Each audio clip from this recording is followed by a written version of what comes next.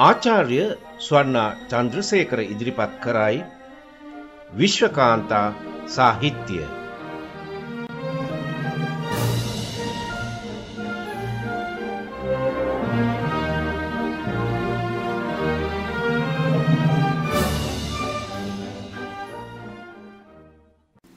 ආයුබෝවන් සවන ගුවන් විදුලියේ විශ්වකාන්තා සාහිත්‍යයේ තුලින් ඔබ හමුවට පැමිණෙන මම ස්වර්ණා චන්ද්‍රසේකර. මේ අසිරිමත් වෙසක් මාසයයි.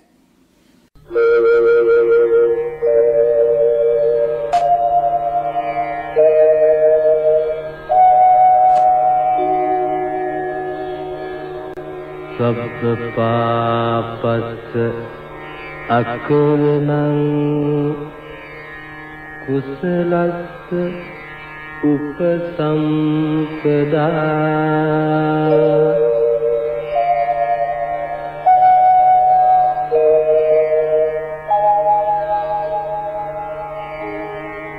සච්චිත්ත පඤ්ඤෝ දප්පනං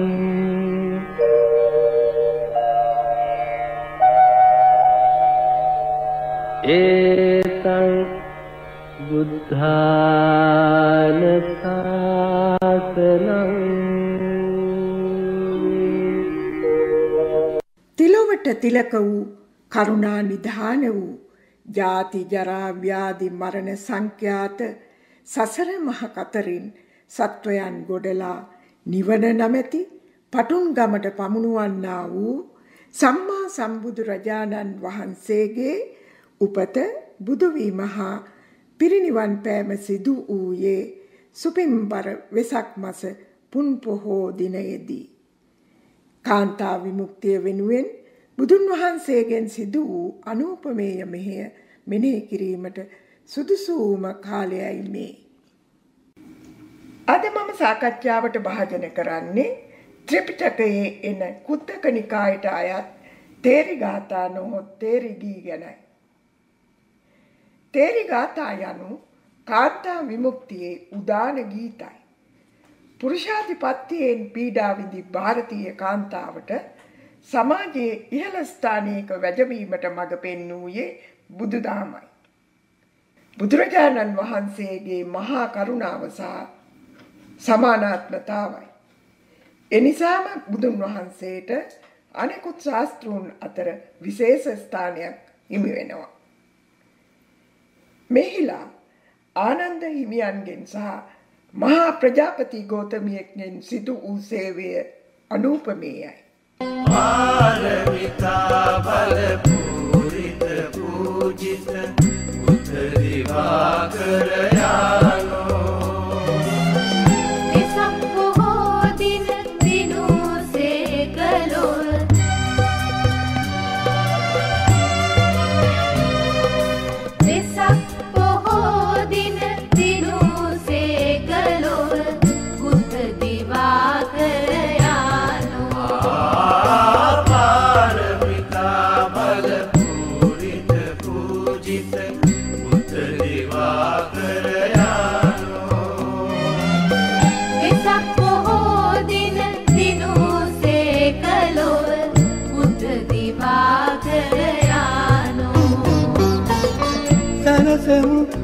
උතදී මුනිසිපාදේ පිනමු පිනමු බුදු ගුණ මූදේ පාරමිතා බල පූරිත පූජිත බුද්ධ දිවාකර යානෝ වෙසක් පොහෝ දින දිනුසේ කලොව බුද්ධ දිවාකර යානෝ සංසා මුල්ලොව නිවන් ලබාදී පුණ්‍ය මහෝදදි ශාන්ත සමාධි සංසා මුල්ලොව නිවන් ලබාදී පුණ්‍ය මහෝදදි ශාන්ත සමාධි සංගාමර ගුරු ලෝක ශිවංකර බුද්ධ දිවාකර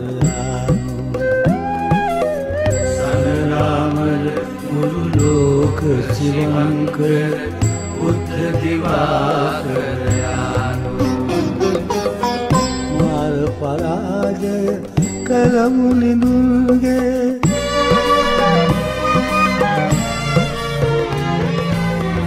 මාර පරාජය කරමුලිඳුන්ගේ කරුණාසීතල මෙත්සාරා දරාවසි තුන්ලෝතලයේ දුක් ගිමන් නිවා අම්සෙත සාරා උදුරස් කැටිවී නැගියා ලෝකේ විසයයි දුකඳුරු මුළු තුන් ලෝකේ උදුරස් කැටිවී නැගියා ලෝකේ විසයයි දුකඳුරු මුළු තුන් ලෝකේ පාරමිතා බල පූරිත පූජිත බුද්ධ දිවාකර යානෝ වෙසක් පොහෝ දින දිනුසේ කලොව බුද්ධ දිවාකර යානෝ.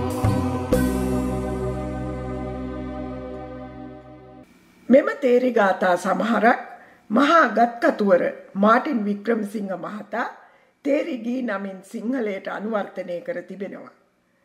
මෙම වැඩසටහන සඳහා මම උපයෝගී කොට ගන්නේ මවුන්ට් ප්‍රකාශකයන් විසින් 1966 දී ප්‍රකාශයට පත් කරන ලද මාටින් වික්‍රමසිංහයන්ගේ තේරි ගී කෘතියෙහි 3 වැනි මුද්‍රණය. මීට අවුරුදු 25කට පෙර ආතුව තේරි ගාථාවන්ගේ රමණීයත්වයේ දුටු පණ්ඩිත ධම්මානන්ද හිමියෝ ඒ ගාථාවන්ගේ භාවය සිංහලෙන් ලියූහ.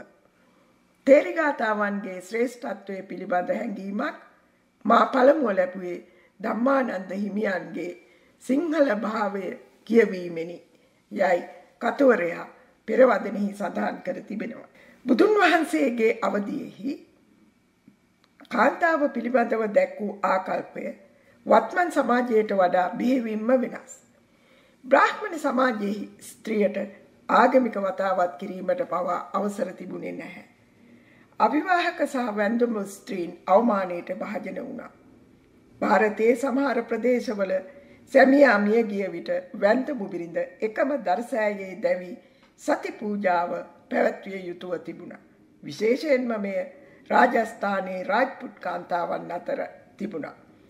සති පූජාව තහනම් වුණේ ඉංග්‍රීසීන්ගේ යටත් විජිත සමයේදී.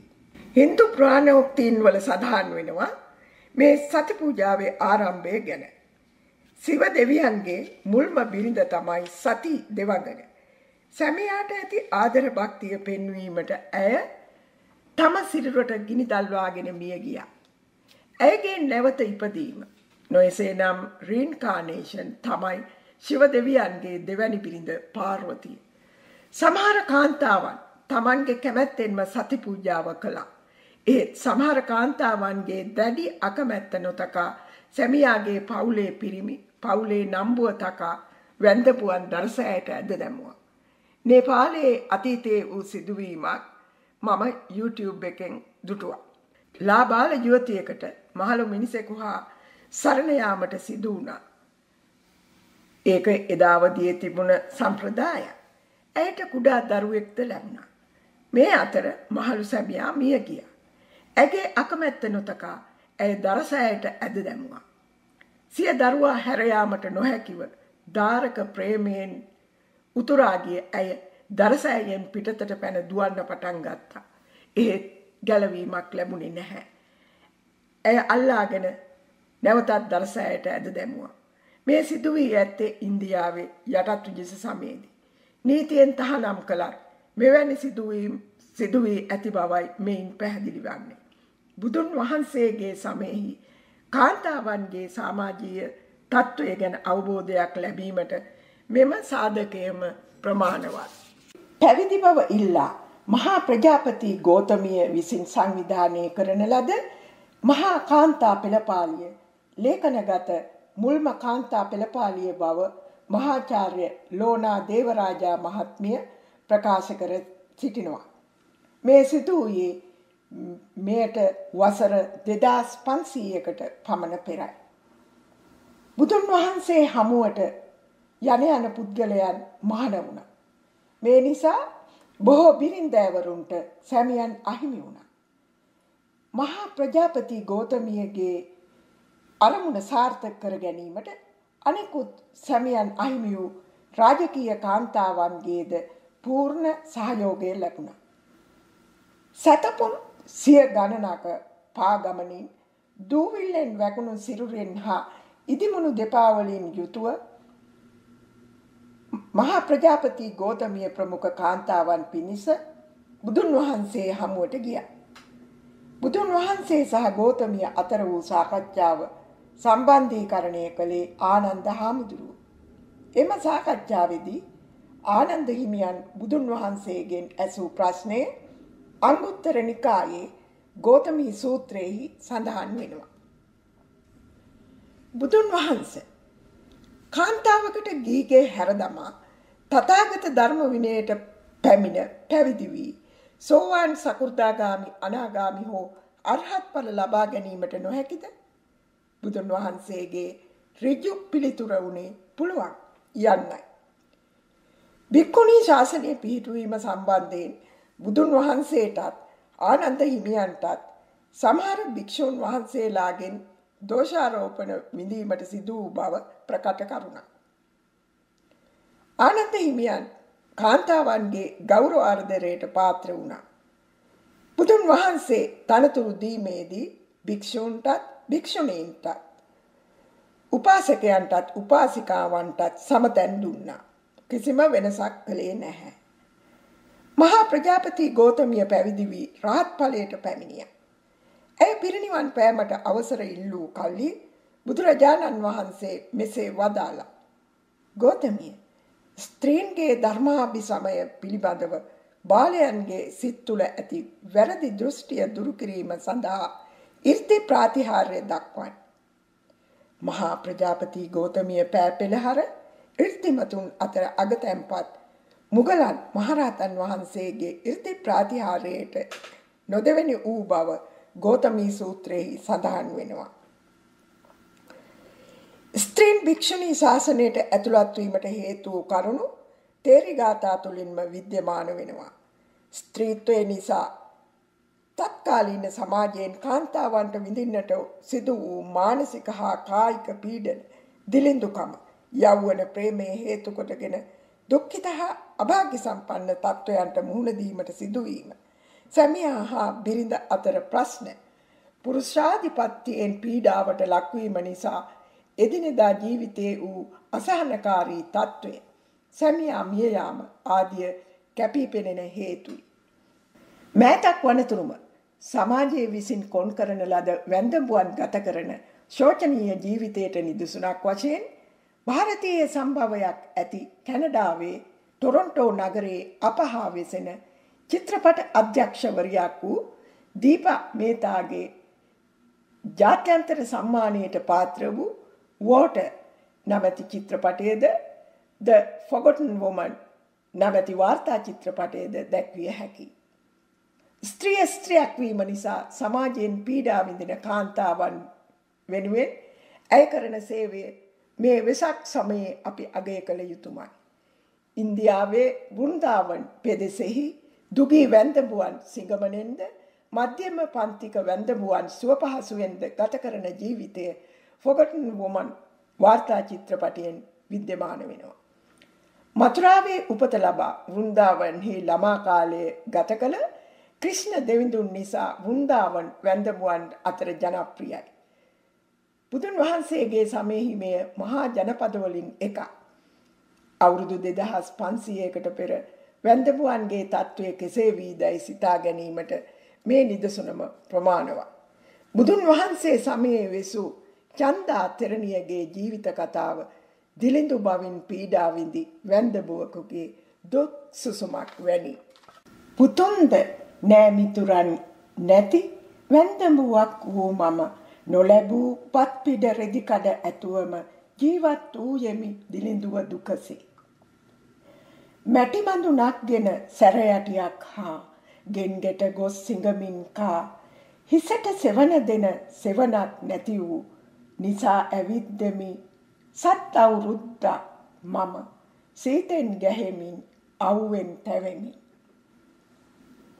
බමුණු කුලයක ඉපදුණු චන්දා උපන්දා සිටම ඒ කුලය තව තවත් ධනයෙන් පිරිහී ගියා.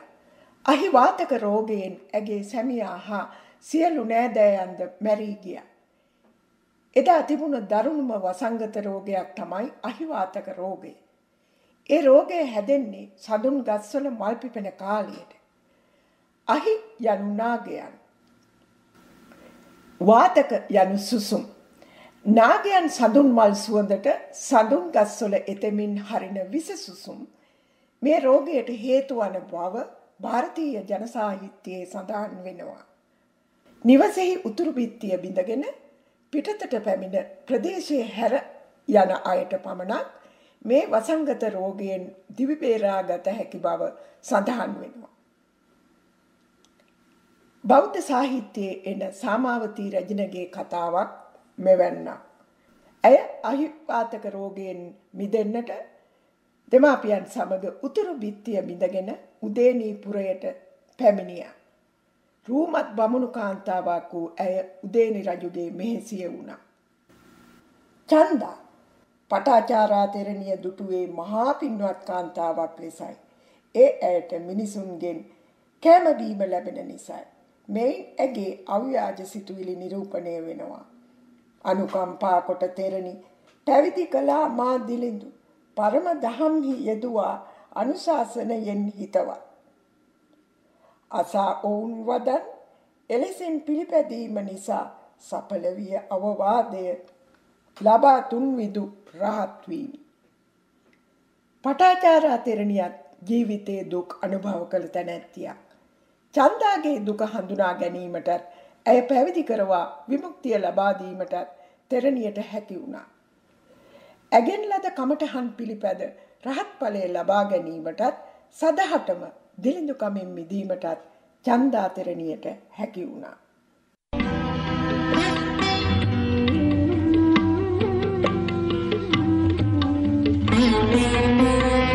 ඇසේ මතුවන කඳුළු බිඳුගෙන ඔබේ සිරිපාදවන්නම් අදේ මැනවෙන කැලෑමල්ගෙන ඔබේ සිරිපාපුදන්නම් ඇසේ මතුවන කඳුළු බිඳුගෙන ඔබේ සිරිපාදවන්නම් අදේ මැනවෙන කැලෑමල්ගෙන ඔබේ සිරිපාපුදන්නම්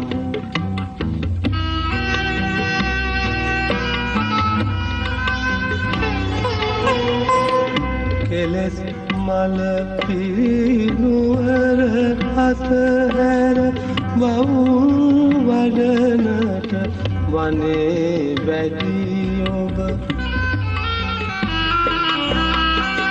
කෙලෙස් මල පිරිනුවර අතහැර වවුන් වඩනට වනේ වැඩි ඔබ සොයාගෙමි පොළොතලයේ සොයාගෙමි පොළොතලයේ අනේක පිටක් නොමැති වූ විට ඇසේ මතුවන කඳුළු බිඳුගෙන ඔබේ සිරිපාදවන්නම්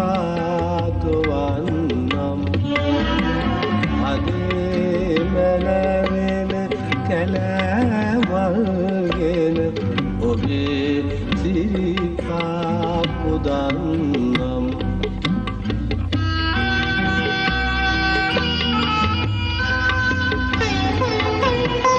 ඉහළ නිල්වන් අහස විනිවිද නැගෙන ඔබගේ යෝධ බුදු බඳ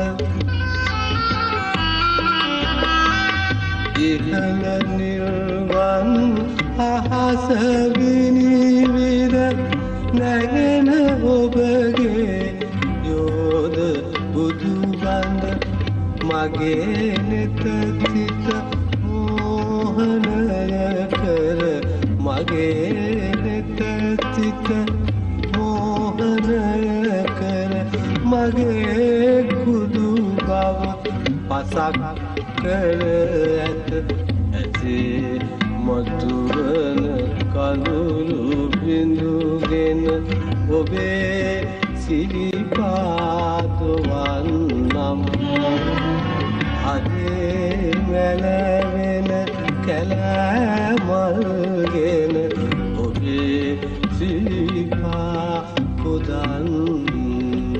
තවත් තරණයක් තමයි ඉසිදාසි.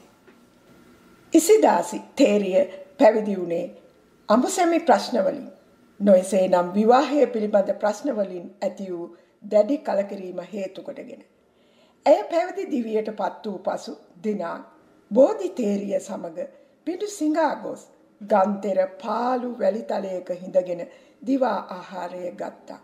බෝධි තේරියට ඉසිදාසියගේ ජීවිත කතාව ඇසීමට සිතක් පහළ වුණා. පිණ්ඩ පාතයෙන් ලැබූ වළඳාපත් පාසෝදා ගන්තෙර පාළු වැලිතලයේ සුවසේ හිඳ ගිමන් හැර පුදුම මෙබස් පැවසූ. ගන්තෙර වැලිතලයේ හිඳ ගිමන් හැර යන්නේ තෙරණියන් ගෙවන නිදහස් නිවහල් ජීවිතයේ ධ්වනිත වෙනවා. ගඟදියේ පිසගෙන එන සීතල සුළඟ පිඬුසිඳ ගා ඇවිදීමෙන් උණුසුම් වූ සිරුරෙහි දාහය නිවාලනවා. නිහඬ පරිසරයේ කය පමණක් නොව සිතද නිවාලනවා. ජීවිත කතාව කියන්නටද අසන්නටද සිත එකලස් කරගත හැකි නිහඬ සුන්දර නිසල පරිසරයක් තමයි මේ. බෝධිතේරි මෙහෙමාන ඉසිදාසි නුඹ උතුම් නොපිරිහුණ විය නිසා පෑ විහිදන රූ ඇත්ති දැක කුමන නපුරක් නික්මීද ගිහි ගෙයි. නොපිරිහුණු විය යන්නේ ඉසිදාසියගේ තාරුණ්‍යයත් පැහැවිහිදන රූ සපුවත් පැහැදිලි වෙනවා. එය අතිශයින්ම රූමත් කාන්තාවක් බව පාඨකයාට වැටහෙනවා.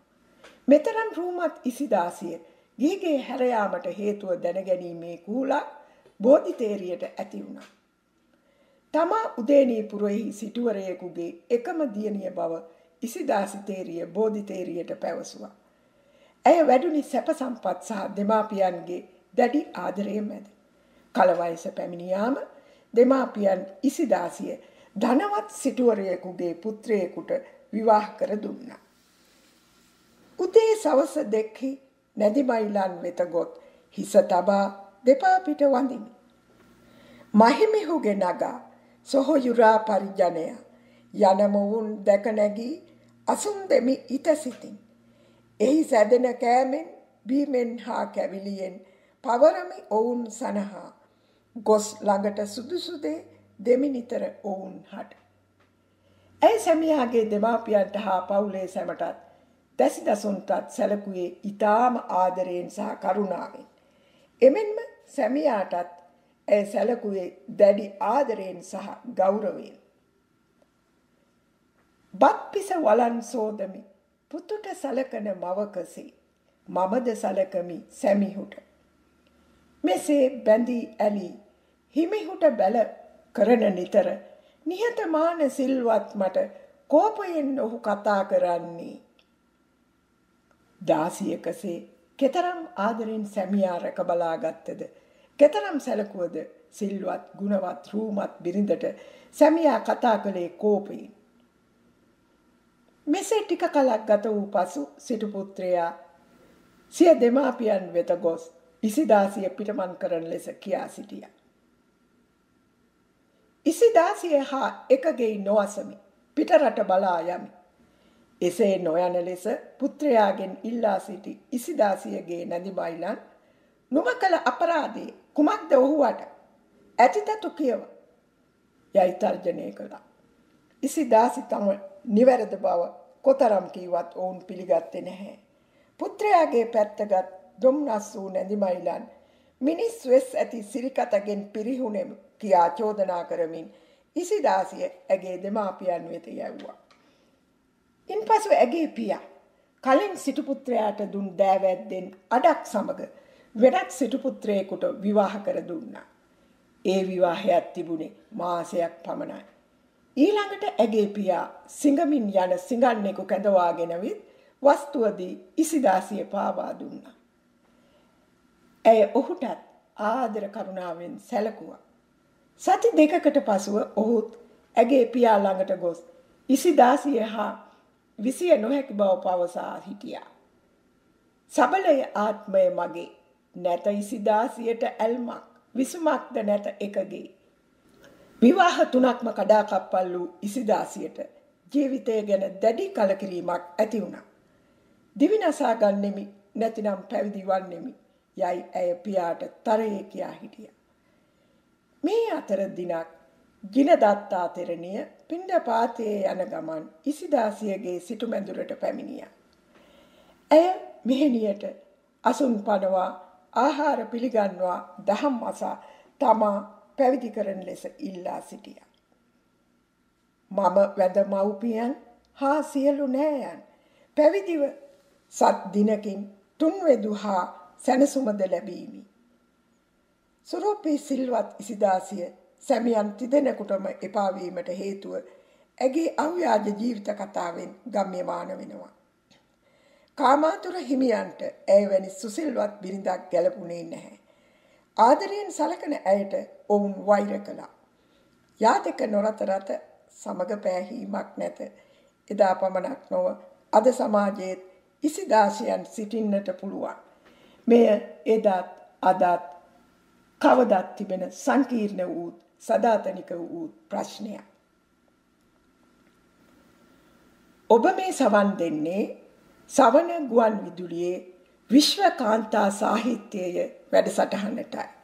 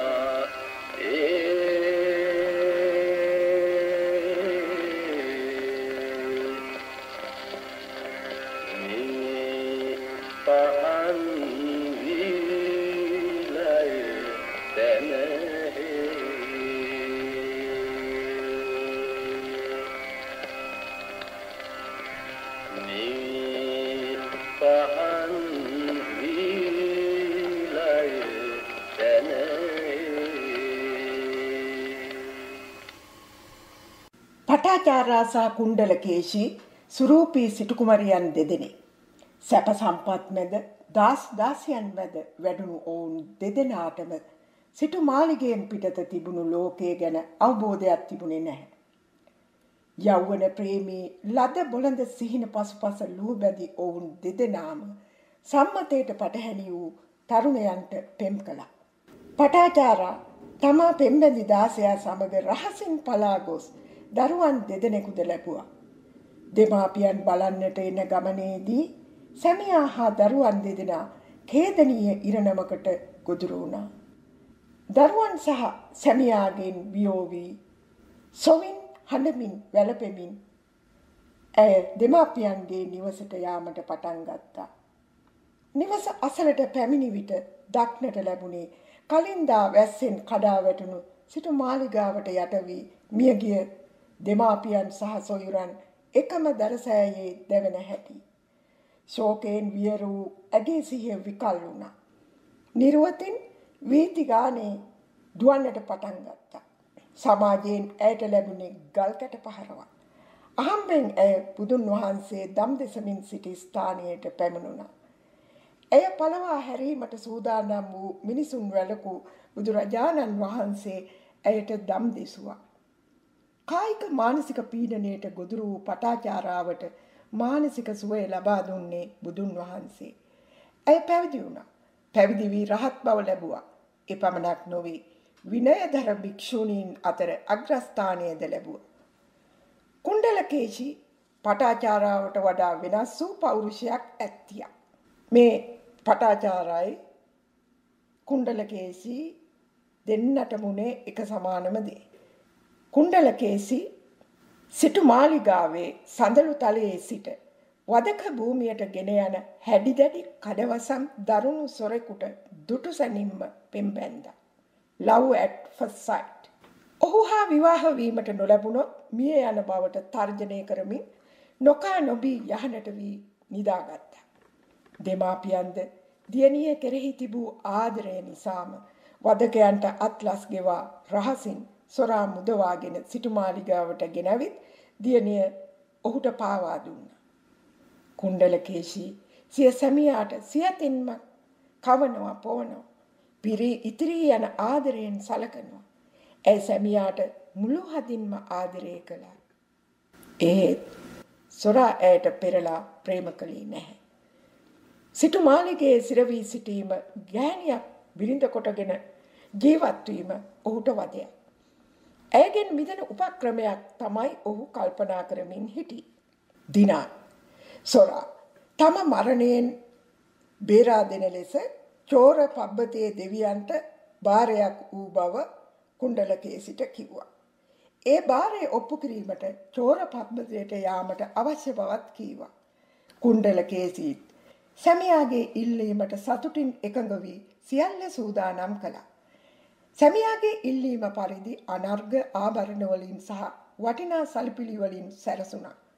දසිදසුන් පිරිවරාගෙන සැමියා සමග චෝර පබ්බතයට ළඟා වුණා.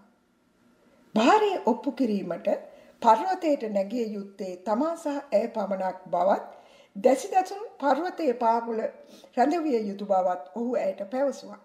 කුණ්ඩලකේසී සතුටින් ඒටත් එකඟ වුණා. දෙදෙනා පර්වතයේ නගින්ට පටන් ගත්තා.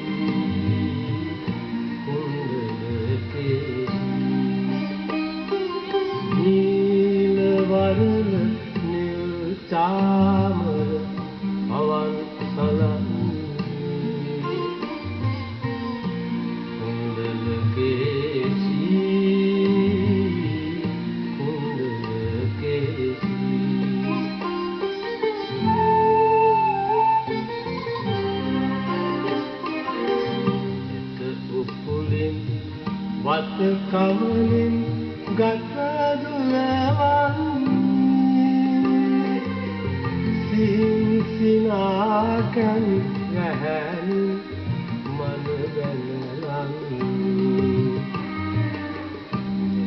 උපුලින් වත කමලින් ගතදුලවන් සිනාකන් රැහැනි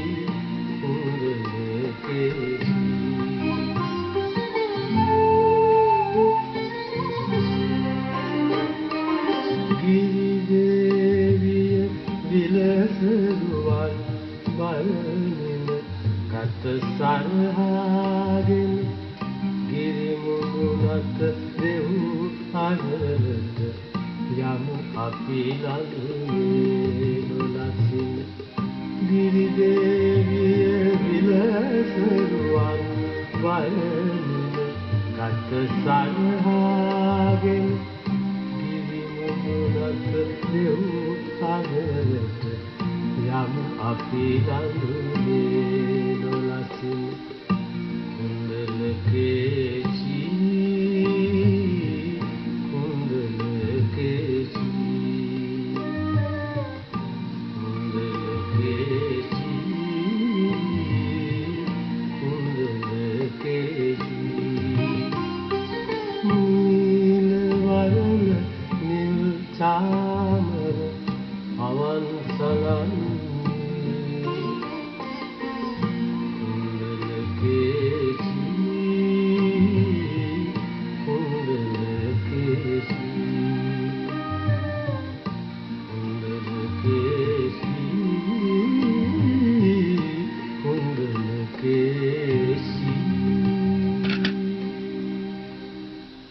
පර්වතයේ මුදුනට නැග හුදකලා වූ පසු සොරා කලේ ඇගේ අබරණ ගලවා පොදියකට බැඳීම.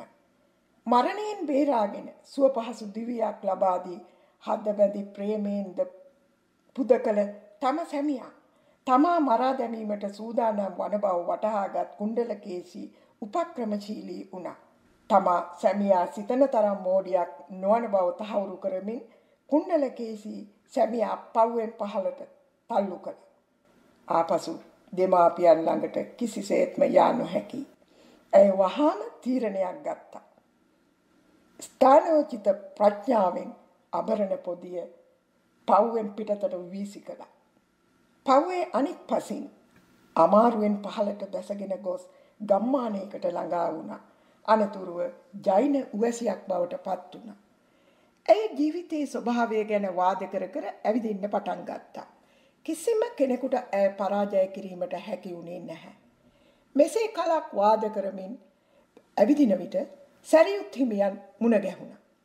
උන්වහන්සේගෙන් ඇයට ඇගේ ප්‍රශ්නවලට පිළිතුරු ලැබුණා. ඉන්පසු පැවිදි වී රහත් ඵලයට පැමිණියා. යහුව අභිඥාවට පත්වන භික්ඛුණීන් අතරින් අග්‍රස්ථානයද ලැබුවා. සුභා යෞවන ප්‍රේමයට අභියෝග කළ තරුණියක්.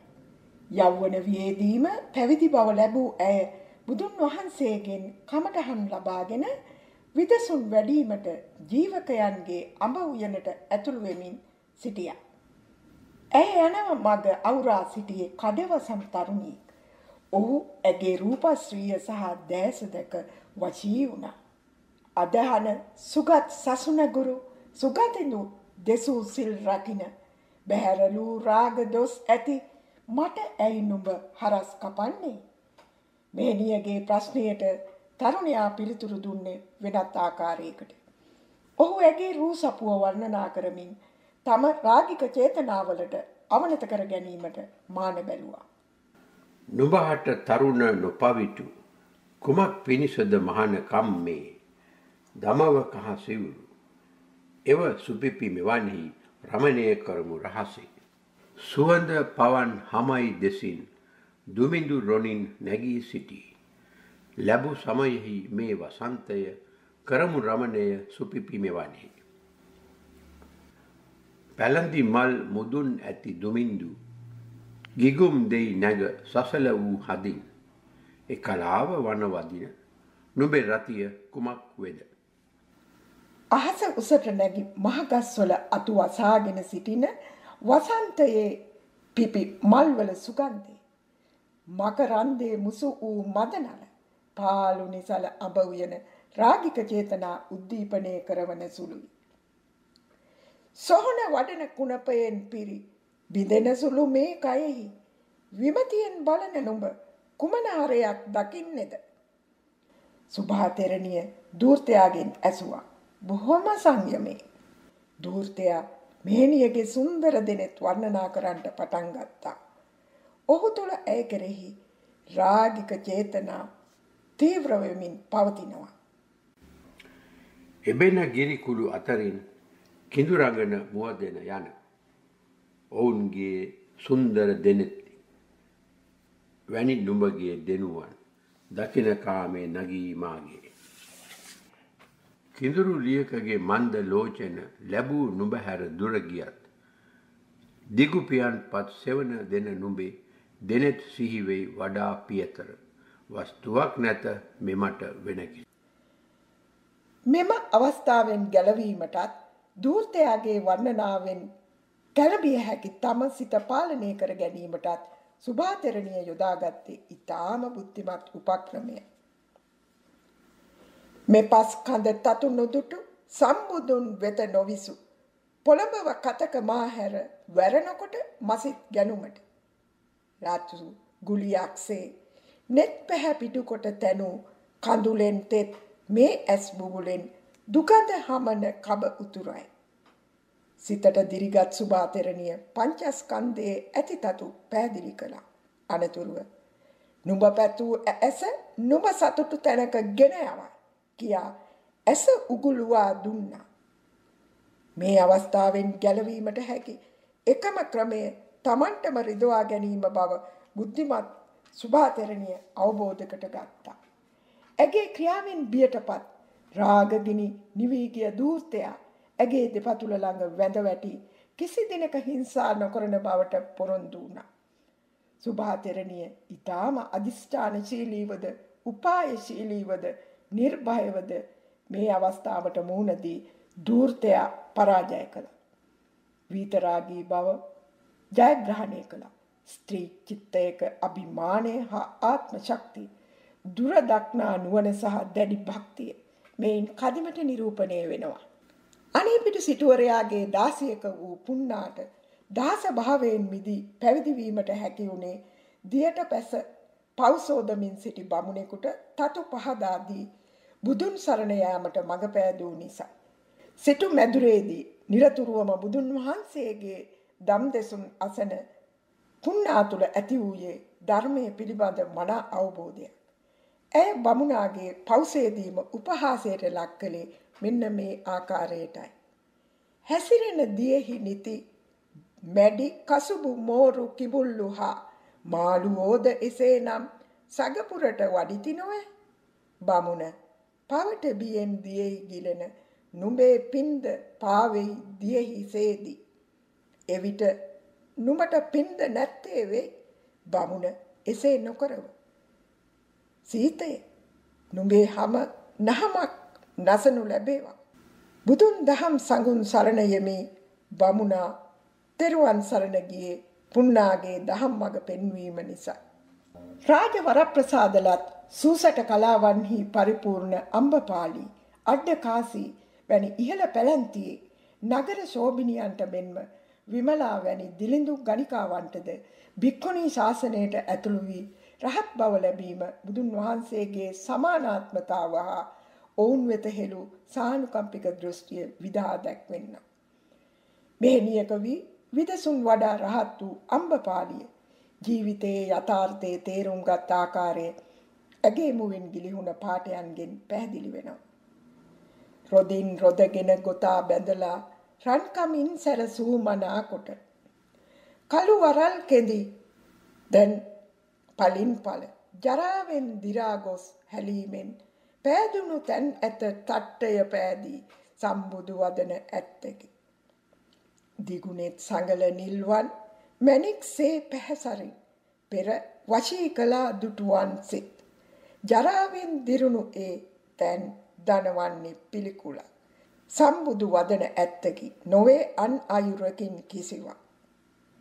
ඇත් සොඬමෙන් බැබළුණු පෙර කදිම සිනිඳු දෙකලවා දැන් පෙළනු ලැබ ජරාවෙන් අරූප වී හටගත් ගැටයෙන් උණපුරුකක්සේ සම්බුදු වදන ඇත්තකි නොවේ අන් අයුරකින් කිසිවක්. මෙත්තිකා තේරිය පැවිදි වුණේ දුක්ඛිතව කල්ගෙවීම හේතු කොටගෙනයි. රජගහ නුවර බමුණු මහසල් කුලයක උපන් ඇය සසුන් ගත වූයේ වියපත් වූ පසුව. රෝගයෙන් දුක් විඳ නිසා ගිය යොවුන් ඇති මම දුබල සැර යටියේ වාරුවෙන් ගෙවා මඟ ජයගතිමි ගිරිකුළු. සංගල සිවුර මුදා විඩා හැර මැටිපය යටිකුරු කොට පව්වෙහි හිඳෙමි එකඟි.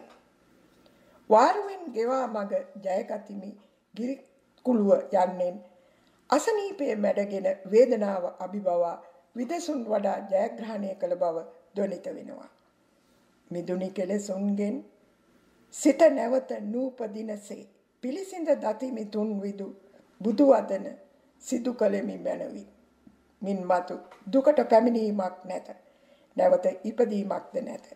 මේ ජාති ජරා ව්‍යාධි මරණ යන ජීවිතයේ යථාර්ථය මනවින් පසක් කරගෙන රහත් ඵලයට පැමිණි මෙත්තා තෙරණියගේ හද තුල ජනිත වූ නිරාමිෂ ප්‍රීතියයි. උප්පලවන්නා තෙරණිය ඉර්ධි ප්‍රාතිහාර්ය පානා භික්ෂුණීන් අතර අගතැන්පත් වූවා. වරක් තරුණයෙකුගේ වෙස්ගත් මාර උප්පලවන්නා තෙරණිය අසරට විත් මෙසේ ඇසුවා.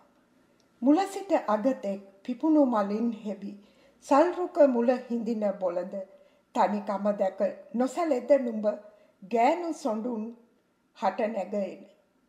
එම ප්‍රශ්නයට තෙරණිය දුන් පිළිතුර පුරුෂාධිපත්‍යයට කළ අභියෝගයක් බඳුනි.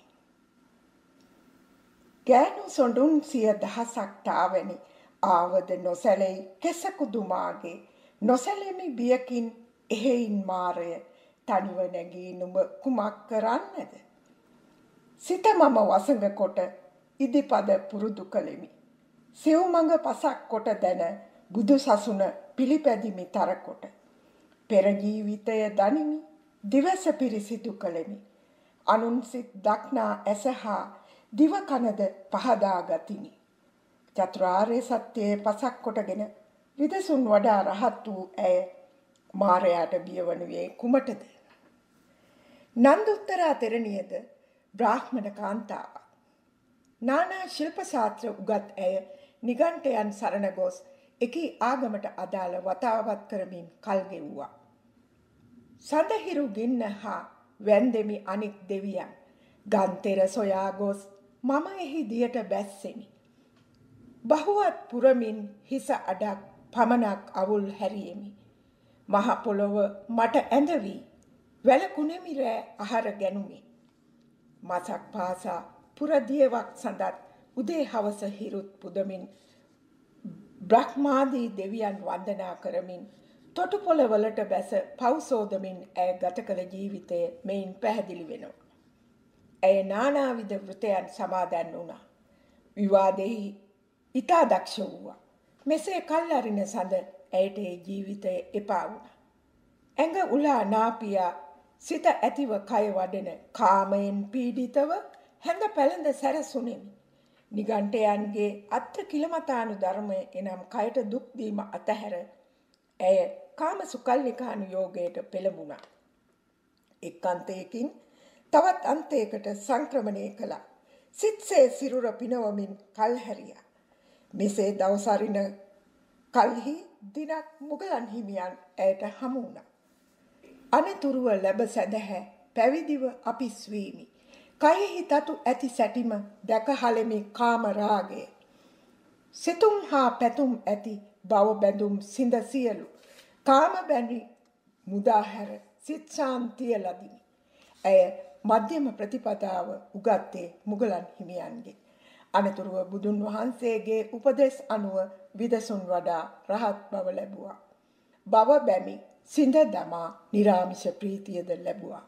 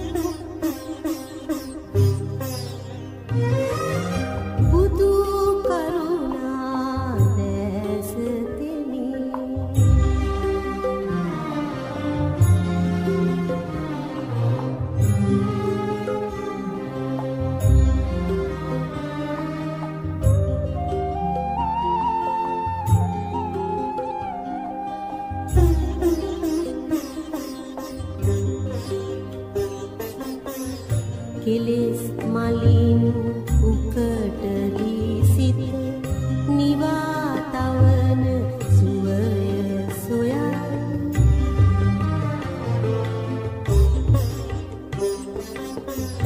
කෙලෙස් මලින් උකටදී සිත නිවා තවන සුවය සොයා නිසල ඔබේ මගේ හද භාවනා කරයි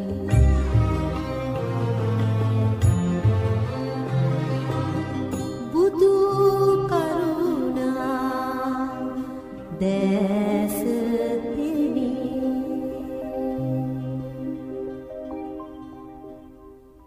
බුදුදහමේ ශ්‍රේෂ්ඨත්වයේ මනින නිර්ණායකය වන්නේ සිල්වත් බව හා බුද්ධිමත් බවයි.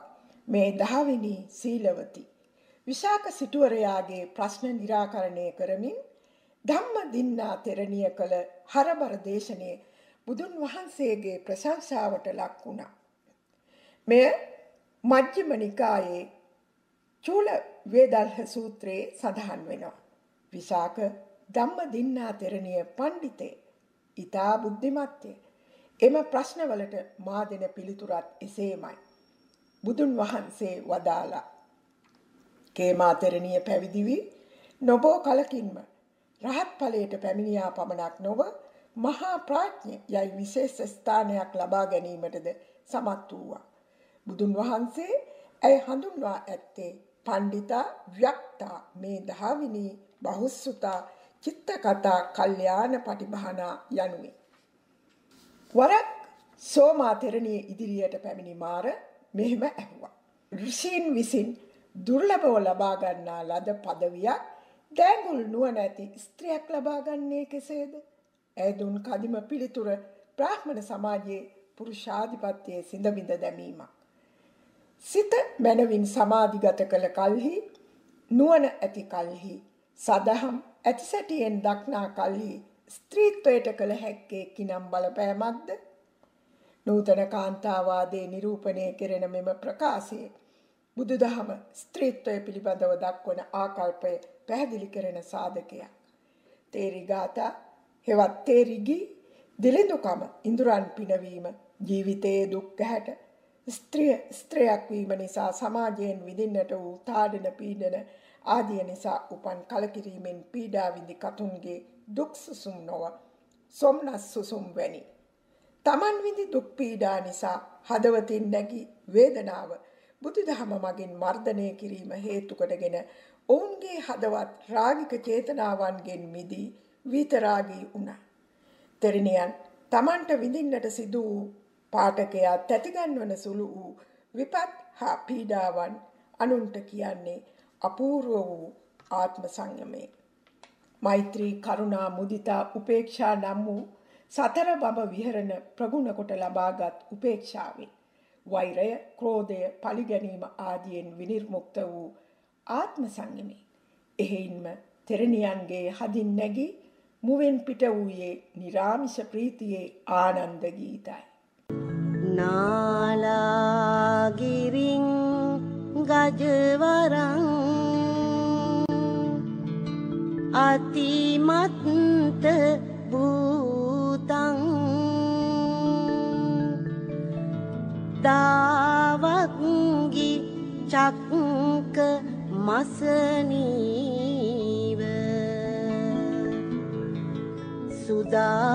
සුදාරුණං තං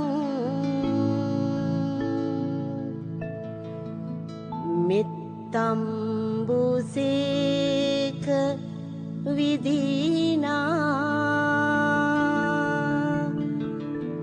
ජිතවා මුනින්දෝ තං තේජසා භවතු තේ ජය මංගලානි.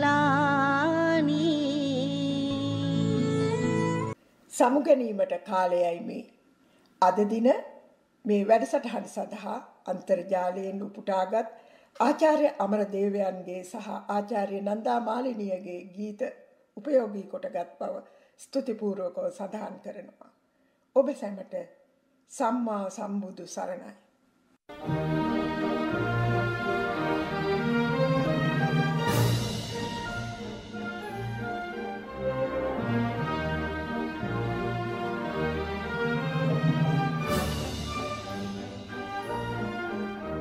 විශ්වකාන්තා සාහිත්‍ය ආචාර්ය ස්වර්ණා චන්ද්‍රසේකරගේ නිෂ්පාදනයක්.